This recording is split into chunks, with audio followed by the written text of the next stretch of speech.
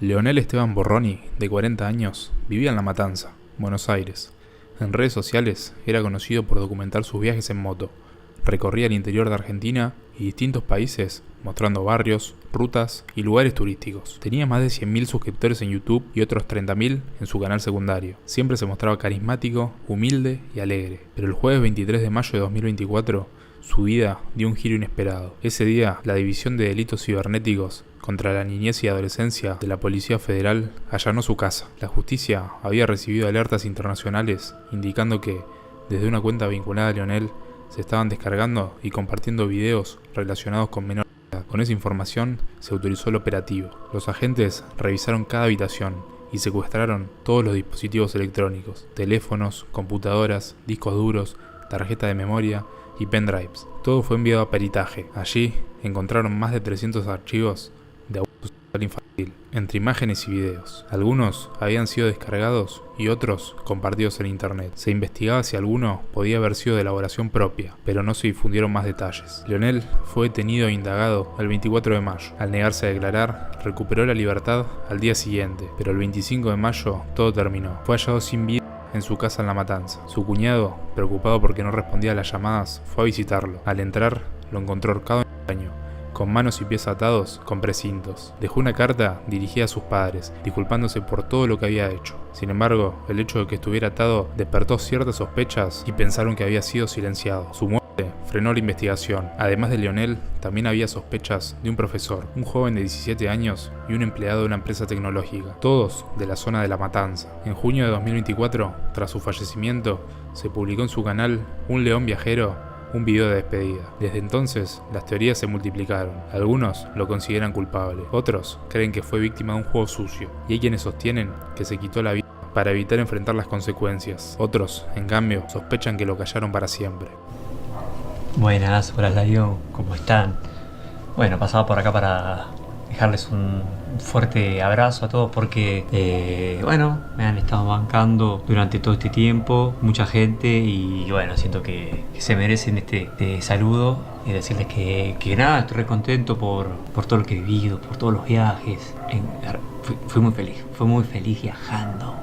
La cantidad de gente que conocí, aventuras que nunca me las voy a olvidar, están todas dentro de mi alma. Todo eso es lo que soy y estoy muy contento. Y siento que ustedes también formaron parte de todo esto. Y bueno, entonces como que necesito agradecerles. Argentina está en shock. Un crimen atroz sacudió al país entero. 3 jóvenes fueron engañadas, secuestradas, torturadas y brutalmente asesinadas en Florencio Varela, provincia de Buenos Aires. Las víctimas eran Brenda del Castillo, de 20 años, Morena Verdi, también de 20 años, y Lara Gutiérrez, que tenía 15. 3 chicas que nunca imaginaron que aceptar una salida con conocidos sería el inicio de una trampa mortal. El hallazgo de sus cuerpos enterrados en el patio de una casa reveló una escena macabra. Lo más aterrador, todo apunta a que se trató de un ajuste de cuentas narco. Las autoridades creen que el crimen fue usado como mensaje. Esto le pasa al que roba droga. Incluso parte de la tortura fue transmitida en vivo por Instagram para un grupo cerrado de espectadores. Este caso es mucho más que un hecho policial, es un espejo del poder del narcotráfico, de cómo penetra barrios, familias y vidas enteras. Hoy vamos a reconstruir minuto a minuto lo que se sabe, qué pasó esa noche, cómo avanzó la investigación, quiénes están detenidos y por qué este triple femicidio encendió todas las alarmas en Argentina. Viernes 19 de septiembre de 2025. Eran las 9:30 de la noche cuando una cámara de seguridad registró a Brenda, Morena y a Lara, esperando en una esquina. Estaban tranquilas, revisando sus celulares, charlando. Al poco rato apareció una camioneta blanca. La filmación muestra cómo la camioneta se detiene. Ellas miran hacia adentro, reconocen a quienes iban en el vehículo y suben sin dudarlo. Todo parecía seguro. Lo que no sabían era que estaban entrando en un viaje sin retorno. Las chicas creían que iban a ir a un evento, algo que les habían prometido y que pareció una buena oportunidad. Incluso hay mensajes en los que Lara convence a Brenda a último momento. Mirá que va a haber $300 para cada una. Esa promesa de dinero fue lo que terminó de convencer a Brenda de ir, ya que ella principalmente no estaba en el plan. Durante el trayecto, los celulares de las 3 siguieron activos. Hubo mensajes a familiares y chats en redes sociales, pero a las 11:15 de la noche todo se cortó. Desde ese momento, los teléfonos quedaron apagados para siempre. Para la familia, las horas siguientes fueron una pesadilla. Intentaron comunicarse, pero nadie sabía nada. La desaparición de las 3 jóvenes se transformó en un misterio que movilizó a todo el barrio. La camioneta blanca en la que subieron tenía algo particular, patente adulterada y un detalle llamativo en las ruedas. Las delanteras eran negras y las traseras grises. Esa diferencia resultó clave para identificarla en distintos registros de cámaras de seguridad. El recorrido reconstruido muestra que el vehículo pasó por La Matanza, Lomas de Zamora y Florencio Varela. En una de las cámaras de Florencio Varela incluso se alcanzó a ver, aunque borroso, al conductor, un hombre al mando de la camioneta. La última imagen registrada del vehículo fue cerca de la General Paz, alrededor de las 11 de la noche, antes de que los celulares dejaran de emitir señal. Horas más tarde, a las 4:55 de la madrugada, otra cámara captó una camioneta con las mismas características circulando.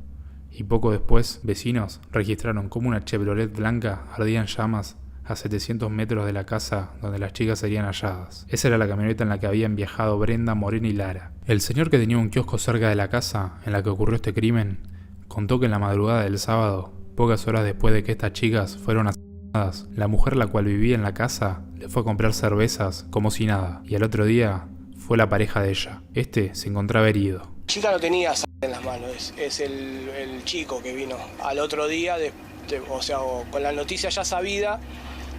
Fue al otro día que vino con el dedo lastimado y tocó acá la reja y dejó la marca de sangre, pero una marquita de sangre de poquito, no es que él se estaba desangrando. Y habían comprado, la chica me compró, eso fue el viernes, había comprado 12 latas, pero se llevó 6 porque estaba apurada y nerviosa y bueno. La clave para resolver el misterio llegó con los rastros de los celulares y las cámaras. La policía dio con una casa en Florencio Varela. Cuando entraron una pareja limpiando con lavandina. El olor era tan fuerte que resultaba imposible ignorarlo. En el lugar había manchas de sangre que los dueños intentaban borrar desesperadamente. Fue entonces cuando los investigadores comenzaron a sospechar lo peor. El hallazgo final se dio gracias a perros entrenados. Ellos marcaron un punto específico en el patio trasero. Allí, en lo que parecía ser un pozo séptico improvisado, estaban enterrados los cuerpos de las 3 jóvenes. Envuelto, encintado, maniatado. Cada detalle hablaba de un crimen planificado con crueldad. El hallazgo se produjo 5 días después de la desaparición. Para las familias fue la confirmación de la peor pesadilla. La autopsia reveló un nivel de violencia inhumano. Brenda tenía fracturas de cráneo, heridas punzantes en el cuello, cortes abdominales.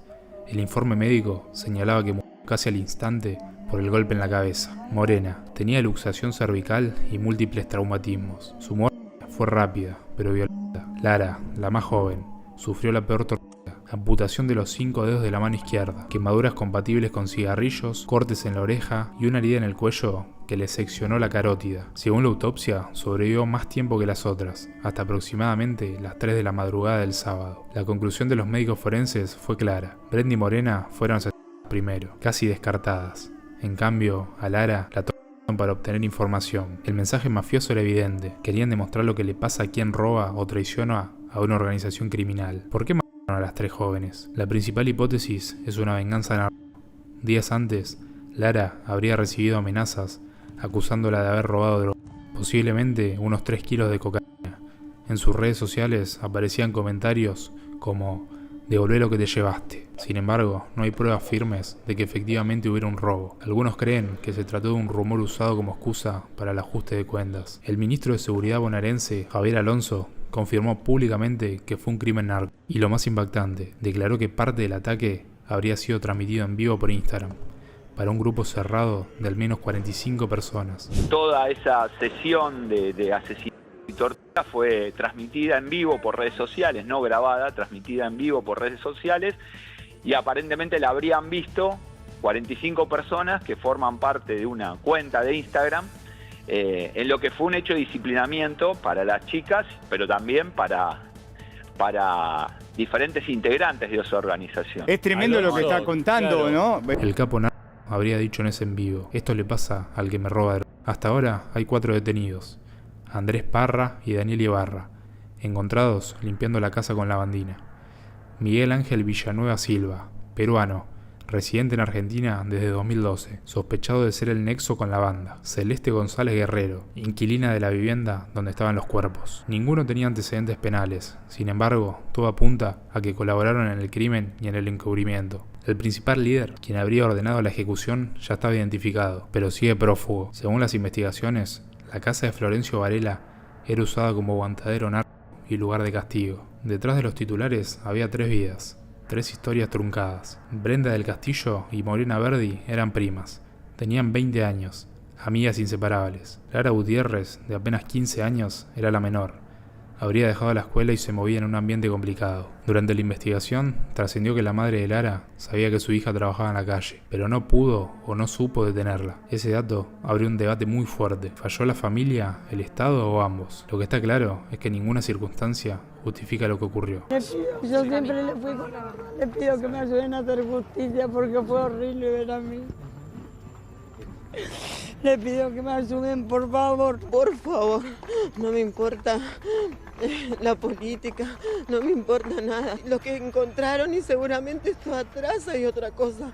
Quiero a todos presos, a todos, por favor, se los pido. ¿Cómo se sigue a partir de ahora? Porque Brenda tenía un bebé de 1 año nada más. ¿Cómo va a estar conmigo? Lo que me quedó de mí. La responsabilidad absoluta recae en los asesinos y en la red narco que manipuló a una menor de edad. Las 3 chicas fueron víctimas, no importa el contexto. El crimen conmocionó al país. En Florencio Varela, vecinos organizaron marchas y encendieron velas en cada esquina. En redes sociales se abrió un debate feroz. Algunos las acusaban de haberse metido en algo peligroso, otros la defendían señalando que nadie merece ser torturado y asesinado. Las familias exigieron que el foco no se pusiera en las chicas y en cómo se ganaban la vida, sino que en los responsables. No importa cómo vivían, lo que importa es quién las mató, dijeron entre lágrimas. Mientras tanto, la hermana de Lara, Agostina, denunció haber recibido amenazas tras el crimen. El miedo seguía rondando, incluso después del hallazgo. Posteó en Instagram: estoy haciendo el duelo de mi hermana y venís a acusar a mí que yo la entregué a mi hermana, hijo de puta. Me venís a tirar tiros a la casa, a mi casa. Andá a buscar a los peruanos, yo también la perdí a mi hermana. Una mujer contó que vio el momento de las amenazas. Se trataba de 2 hombres adultos, los cuales comenzaron a buscar a la hermana de Lara y a su mamá. Le dejo a continuación el video. Escuchamos a una vecina que fue testigo de esta amenaza. ¿Cómo fue la situación de la amenaza? ¿Era una sola persona? ¿Eran varios? Eran 2. Dos. 2 personas. ¿Qué decían? Que la buscaban a la hermana de Lara. La buscaban a ella y la buscaban a la madre. Eran dos personas, 2 muchachos grandes. Increíble, la responsabilizan a la hermana por la muerte de Lara. Es una cosa inadmisible. Es una locura eso. ¿Cómo van a pensar eso? Que ella tenga la culpa de todo esto. Si es una nena también. ¿Han quedado los impactos aquí en la pared? Yo supongo que sí, porque ahí están los policías, vino el patrullero. Yo quiero creer que si la policía quiere, tiene que trabajar. ¿Cuántos disparos escuchó, señora? Eran muchos. Te digo la verdad, no sé. No puedo expresarte, decirte cuánto eran porque no tengo idea. Eran muchos, sé que eran muchos. El triple crimen de Florencio Varela no es solo una tragedia. Es un reflejo de la realidad del narcotráfico en Argentina. Una red criminal fue capaz de secuestrar, torturar y asesinar a 3 jóvenes, transmitiendo parte del horror en vivo, como si fuera un espectáculo. Esto demuestra que no estamos frente a delincuentes comunes, sino a organizaciones con poder, recursos y absoluta impunidad. La sociedad respondió con indignación, con marchas y pedidos de justicia, pero la gran pregunta sigue abierta. ¿Va a haber justicia real o este caso quedará en la impunidad como tantos otros? A plena luz del día, en Citibel, La Plata, las cámaras de seguridad registraron algo aterrador. Era miércoles, 12 de noviembre de 2025, cerca de las 5 de la tarde. Una joven de 25 años salía de su trabajo y se dirigía a su auto. Mientras abría la puerta, por la vereda, apareció un hombre cargando una caja de cartón. Ella lo notó, pero no se alarmó, hasta que segundos después, él tiró la caja al suelo y la atacó. Una vez dentro del auto, no hubo más movimientos. El hombre cerró la puerta, tomó el control del vehículo y se lo llevó. La víctima relató que la condujo hasta el Parque Pereira Iraola, donde la retuvo durante 3 horas interminables. Al principio intentó tranquilizarla, le dijo que no pensaba matarla. Luego comenzó a hablar de sí mismo, sus gustos, la música que escuchaba, las películas que veía, lo que había estudiado. Afirmó que había tenido una vida complicada y que ella le gustaba demasiado. Según él, era una mujer de verdad y su novio, un afortunado. Finalmente, confesó que quería convertirla en su pareja. Después de eso, la obligó a desnudarse y la violó. Luego la hizo bajar del auto con sus pertenencias y escapó con el vehículo. Aterrada, la joven caminó hasta la parada de colectivo, donde fue asistida por el chofer y los pasajeros, quienes la ayudaron a realizar la denuncia. Pero el terror no terminó ahí. Desde ese mismo miércoles, el agresor comenzó a enviar mensajes desde su Instagram a toda la familia de la víctima. No se sabe con qué objetivo, aunque se habló de posibles intentos de extorsión. Su foto de perfil era el escudo del Club Estudiantes de La Plata, el mismo que la joven llevaba tatuado. La investigación avanzó rápido gracias a todas las pistas que él mismo había dejado. Fue detenido el ingeniero Alan Florencio Varela. Se trataba de Jonathan Andrés Peralta, de 32 años, sargento de la policía bonaerense. Al momento de su captura, estaba de servicio y portaba la misma pistola con la que había amenazado a la víctima. Fue imputado por privación ilegítima de la libertad, abuso y robo calificado de automotor, además de ser desafectado de la fuerza. La joven declaró que el hombre estaba obsesionado con ella y que semanas antes ya había recibido mensajes extraños e incluso fotos de ella misma caminando por la calle. Alguien apareció en 4chan con muñecos que parecían humanos. Nadie entendía qué estaba viendo, pero todos sintieron lo mismo, una incomodidad extraña. Este es el caso de Dutman 2, un usuario que se hizo conocido por crear muñecos gigantes de trapo con forma humana, publicarlos en internet y desaparecer sin dejar rastro. Lo que dejó atrás no fueron respuestas, fueron imágenes extrañas, videos perturbadores y una comunidad obsesionada con encontrarle sentido a todo esto. Hoy te cuento lo que pasó, lo que de verdad pasó y lo que nadie ha podido explicar. Todo comenzó en Reddit, pero muchos llegaron a él por una ruta más indirecta, 4chan. El tablón G de tecnología tiene un hilo recurrente llamado Battle Stations, donde los usuarios comparten fotos de sus escritorios. Lo común es ver monitores, gabinetes gamer, iluminación RGB, pero en una de esas fotos algo no encajaba. Frente al escritorio, sobre una banca colgante, estaba sentada Samantha, una osa de peluche de tamaño humano, con vestido azul brillante, peluca rubia perfectamente peinada y una expresión serena, cosida a mano. Lo que más inquietaba era su mirada fija hacia la pantalla. Nadie lo tomó como broma. No hubo memes, no hubo chistes, solamente comentarios incómodos. Algo no estaba bien. Lo más extraño era que el autor del post respondía con total normalidad. Decía que Samantha era parte de su familia, que tenía una hermana, se llamaba Stacy, que ambas tenían habitaciones propias, que movía muebles del lugar para que pudieran estar cómodas. Algunos pensaron que era solo un artista excéntrico, pero todo cambió cuando alguien conectó esa estética tan particular con un canal en YouTube. Un canal olvidado que tenía videos inquietantes. Su nombre era Dutman 2. El canal Dutman 2 no tenía muchos suscriptores, pero su contenido hablaba por sí solo. Decenas de videos, casi todos sin descripción, duraciones irregulares, sin música, sin estructura, solamente escenas protagonizadas por muñecos de peluche gigantes, hechos a mano. Algunos videos eran montajes fotográficos, otros eran stop motion. Varios mostraban a las figuras interactuando entre sí, leyendo libros, caminando, cocinando, jugando, conversando con su creador, andando en skate, una especie de vida artificial montada con hilo y con tela. Uno de los videos más inquietantes mostraba una muñeca llamada Crystal Fox. A diferencia de las demás, Crystal tenía un cuerpo más estilizado, cintura ceñida, pechos marcados con relleno y un disfraz dorado ajustado. En otro, hablaba en japonés con una voz sintetizada, sosteniendo una varita como la de Sailor Moon. El efecto no era para nada adorable, era inquietante, como si algo no estuviera bien, pero no podía señalar exactamente qué era.